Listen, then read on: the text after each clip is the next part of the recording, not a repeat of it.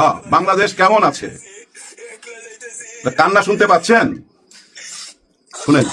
রাজনীতি থেকে আমরা মুক্তি চাই।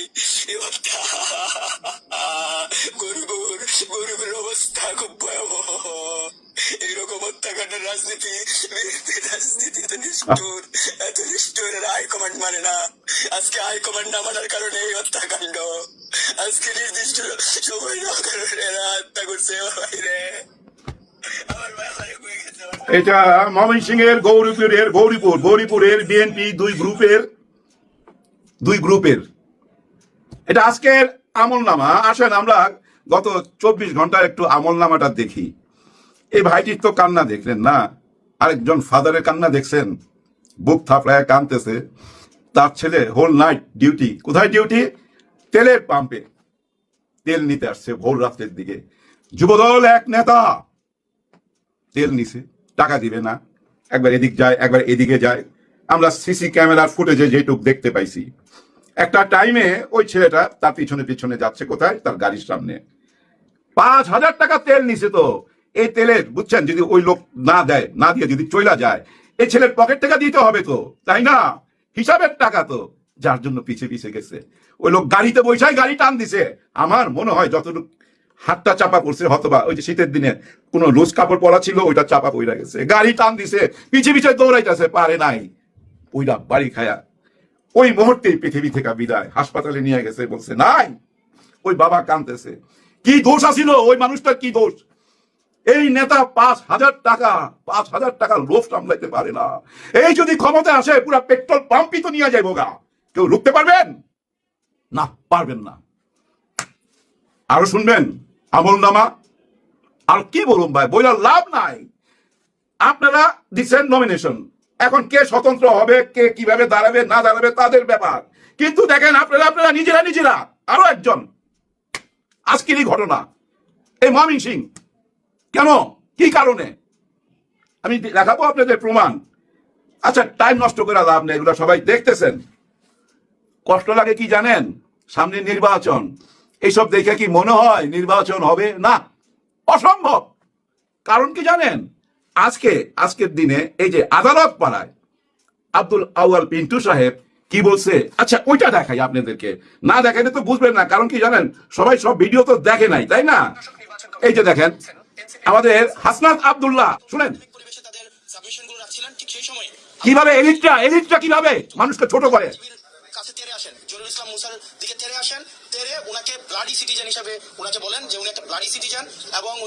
মনে রেখে কি বলতেছে, ব্লাডি সিটিজেন। অবস্থান রাখার জন্য কমিশনে যারা সাবমিশন দিচ্ছিলেন সেসব আইনজীবীদেরকে উনি বলছিলেন ওনারা হচ্ছেন ব্লাডি সিটিজেন। কে বলতেছে এই কথাগুলা? আব্দুল আউয়াল পিন্টু সাহেবের। আপনারা তো শুনলেন নিজের কানে। আদালতের ভিতরে কিন্তু এই ঘটনা চলতেছে। একজন বলতেছে আরেকজনকে ব্লাডি সিটিজেন। ব্লাডি সিটিজেন মানে কি? ধরেন যে অবহেলিত নাগরিক, গরিব, নিকৃষ্ট, জাত ভেদাভেদ, ধনী বংশ। এখানে কিন্তু আমাদের দেশে একটা বংশ তৈরি হয়েছে। সেটা কি বংশ জানেন? এলিট বংশ। এই এলিট একটা বংশ নতুন জন্ম নিছে। তো যারা বলে দেখেন না, আরে ওই রাজমিস্ত্রির পোলায় কেমনি আবার সংসদে যাইতে চায়, রাজমিস্ত্রির পোলা কি আমার লেভেলের? ও আবার এমপি হইতে চায়। দেখেন আজকে তো শুনছেন আপনারা, ওই যে এলিট এইভাবে কথা বলছিল, সেই এলিট কিন্তু এখন নির্বাচনই করতে পারতেছে না। কারণ উনি এই যে নির্বাচনে ঋণ খেলাপি, এটাই প্রথম না। 2001 থেকেই উনি এই ধরনের নাটক করে আসতেছিল। যখনই নির্বাচন আসে তখনই করে কি জানেন? আদালত থেকে একটা কাগজপত্র বাইর কইরা, কিছু একটা বাইর কইরা বলে যে না উনি হোয়াইট, উনি একদম গ্রিন। ওইভাবে উনি নির্বাচনে ইন হয়ে যায়। তখনই কিন্তু ওই আগের ঋণ আর শোধ করে না। উনি ঋণ খেলাপি বহুদিন যাবৎ। এই যে দেখেন যারা এলিট বংশ, নিজেকে এলিট মনে করে, আর মনে করে এই রাজমিস্ত্রির পোলারা, এই গরিব পোলারা যাকে ঘরের চাল নাই, টিন নাই, তারা সংসদে যাবে। আরে ভাই ব্রাদার, আপনারা তো জানেন সবাই, আমাদের হাসনাত আব্দুল্লাহকে ডাকছিল ইংল্যান্ড থেকে। কেন ডাকছিল? লেকচার দেওয়ার জন্য। এই মাসের 3 তারিখে যাইতে পারে নাই ভাই। এই যে পাসপোর্টের ঝামেলা ভাই, ভিসার ঝামেলার জন্য যাইতে পারে নাই। তার যাওয়ার ইচ্ছা ছিল, ওইখানে যা লেকচার দেওয়ার জন্য ওনাকে ডাকে ওই রাজমিস্ত্রির পোলারে। আজকে দেখেন উপরওয়ালা এমন ভাবে পরিকল্পনা করে দিতেছে, হয়তো এই রাজমিস্ত্রির পোলা প্রথম, মানে যে 300 এমপি হবে না, ওই 300 এমপির মধ্যে প্রথমকে বিজয় ছিনে আনলো ওই রাজমিস্ত্রির ছেলে হাসনাত আব্দুল্লাহ। এটা মাথায় রাখেন, হাসনাত আব্দুল্লাহ ওই 300-র মধ্যে প্রথম বিজয় ছিনে আনবে। তার মানে প্রথম উইকেট পড়ে গেল আপনাদের। যা তা উইকেট না, কিন্তু 3বার 4বার সংসদে যাওয়া উইকেট। এটা মাথায় রাখেন। কেন এমন হইতাছে? সেটার দিকে নজর দেন। আপনারা ওই যে জরিপ এগুলোর দিকে নজর দিয়েন না, নজর দেন ওই যে প্রথম দেখাইলাম যে কান্না করতেছে না, তাকে ঘরে আইনা জিজ্ঞাসা করেন যে বাপ তোর কষ্টটা কি, তোর ভিতর থেকে কেন এই হাহাকার, তুই তো আমারই দল, যারা মারছে তারাও তো আমার দল, ঘটনা কি, সেই দিকে নজর দেন। ওইটার উপরে গবেষণা করেন। হ্যাঁ, ওইটার উপরে গবেষণা করতে হবে। 5,000 টাকার জন্য, মাত্র 5,000 টাকা তেল চুরি করার জন্য একটা জীবন নিয়ে চলে গেল, সেটা ভাবতে হবে, সেখানে নজর দিতে হবে। ওই যে বাপ এখন বুক থাপড়ায় কানতেছে, হ্যাঁ বুক থাপড়ায় কানতেছে না, সে বাপের কাছে যাইতে হবে। যদি যাইতে না পারেন সিকিউরিটির প্রবলেমে, তাকে ডাইকা নিয়ে আসেন। ওই যে রিক্সাওয়ালা ভ্যানওয়ালা ডাইকার লাভ নাই, আপনার লোকদের নিয়ে বসেন। কারণ কি জানেন, 200 পার হয়ে গেছে তো অনেক আগে। আপনি আসার পরও যদি এভাবে উপরে যাইতে থাকে, আপনি মুখ দেখাবেন কি করে? আপনি আসার পর তো পরিবর্তন আশা করছিলাম আমরা কার কাছে আশ্রয় চাইবো? হ্যাঁ, আমরা আশ্রয় চাইতে পারি আমাদের আর্মি প্রধান, যে সেনা প্রধান ওয়াকার সাহেব, জানাব ওয়াকার সাহেব, আপনি অনেক দিন চুপচাপ, কোনো কথা বলেন না, সবই তো দেখতে পাচ্ছেন। আমাদের মনের কথা কি বুঝতে পারছেন না আমরা কি চাইতেছি? অবশ্য আমরা যা চাই তা আপনি দিতে পারবেন না। কারণ এই যে কয়েকদিন আগে একজনকে ভাই পিস্তল সহকারে ধরছিল, ধরার পর জিজ্ঞাসাবাদ করতে গিয়া উনি রাতের 12টার সময় পৃথিবী থেকে বিদায় নিছে। এই নিয়া বড় বড় দল থেকে ভাই ভীষণ ভাবে অভিযোগ, এইটা কি করলো, সঙ্গে সঙ্গে ওই আর্মি ভাইদেরকে আবার ব্যারাকে ফিরত নিয়ে আসলো।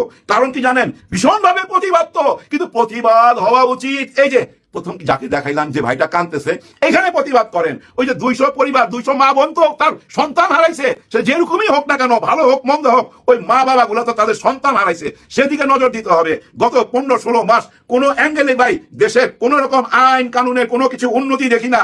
বলি না ভাই, কেন বলি না জানেন? নেগেটিভ কথা বলতে চাই না। নেগেটিভ কথা বললে হয় কি জানেন, মানুষের ভিতরে নেগেটিভ ওই চিন্তা ভাবনা চলে আসে, তখন মানুষ অস্থির হয়ে যায়, যার জন্য বলতে চাই না। কিন্তু আজকে বলতে বাধ্য হইলাম। আপনারা যে ধরনের রাজনীতি করতেছেন, যে এলিট ভাব দেখাইতেছেন, ওগুলা সব বাদ দেন। বাদ দিয়া দেশটা কেন গত 15 মাসও সত্য টাকার সামনে নিয়ে আসেন, সত্য টাকা শিকার যান। সত্য শিকার না যাওয়া পর্যন্ত দেশের শান্তি আসবে না। আর ওই সত্যটা কি জানেন? 24 কে হ্যাঁ বলতেই হবে। আপনারা যারা না বলতে চান, যার জন্য এই অস্থিরতা, কোন মুখে না বলেন, কেন না বলবেন, কোন যুক্তিতে না বলবেন? না বলার তো কোনো অধিকারই নাই যদি বলবেন, তাহলে কি আর এখানে আসতে পারতেন? যদি না পক্ষে থাকতেন, আপনাদের তো হ্যাঁ পক্ষে থাকার কথা। হ্যাঁ পক্ষে ছিলেন বলেই তো ভাই আপনারা আজকে আসতে পারছেন। এই জুলাই গণ অভ্যুত্থান হয়েছে বলেই তো ভাই আজকে আপনারা আসতে পারছেন। জুলাই গণ অভ্যুত্থানের কে কোথায় আছে হয়তো আমরা খুঁজে পাবো না, কিন্তু তাদের মাঝখান থেকে একটা প্ল্যাটফর্ম করা হয়েছে, নাম দেওয়া হয়েছে এনসিপি। আর একবার চিন্তা করেন, এনসিপি নামে যদি একটি দল তৈরি না হইতো, তাহলে জুলাই গণ অভ্যুত্থানে সবাই হারিয়ে যেতেন। তো ভাই আপনাদের পরিচয় এই দলটাই বহন করে, এনসিপি, যাদেরকে নিয়ে ভাই সবাই টেনিস বলের মতো খেলছিল। তারপরে দেখেন সঠিক জায়গায় চলে গেছে, সঠিক রাজনীতির দিকে চলে গেছে। এখন আপনারা সবাই এসে আলোচনা করতেছেন, চরমারায় পীর সাহেব চলে গেছে, চরমারায় পীর সাহেব চলে গেছে, দল ভেঙে গেছে, 11 দল ভেঙে গেছে। আবার চরমারায় পীর সাহেব বলতেছে, আমি ভাই প্রথম তৈরি করছিলাম এই প্ল্যাটফর্ম, সমঝোতার প্ল্যাটফর্ম আমার হাতে তৈরি। কিন্তু মজার ব্যাপার কি জানেন, উনি যে চলে গেল, 10 দলের একটা দলও তো না সঙ্গে গেল না। উনার হাতে তৈরি হইলে উনার সঙ্গে কাউকে নিতে পারলো না কেন? তার মানে কি জানেন, উনি 10 দলকে বাই করে দিছে। হ্যাঁ, এই তোমরা 10 দল বাইর হও, আমি একাই। এটাই বুঝায় না আমার দৃষ্টিতে, জানেন, বুঝছেন, এগুলা কোনো ব্যাপারই না। ভাই ব্রাদার, একটা কথা মনে রাখতে হবে আমাদের সবাইকে, জুলাই গণ অভ্যুত্থান হয়েছিল বলেই কিন্তু আজকে আমরা স্বাধীনভাবে কথা বলতে পারতাছি।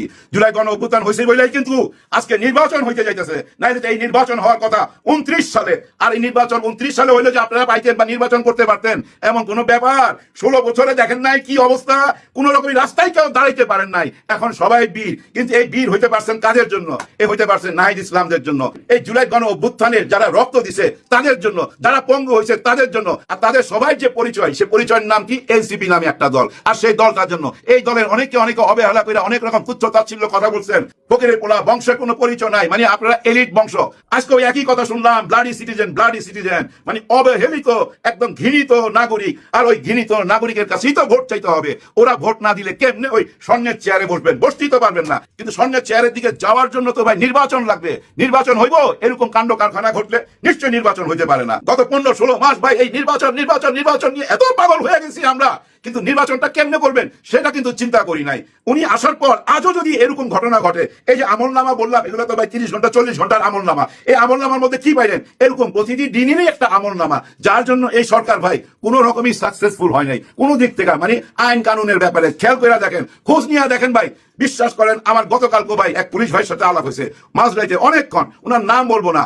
উনি কিন্তু আমাকে বলতেছে 95% বড় দলের, হ্যাঁ ভাই, থানা প্রশাসন জায়গা, বিভিন্ন জায়গায় যা দেখেন হট্টগোল 95% বড় দলের।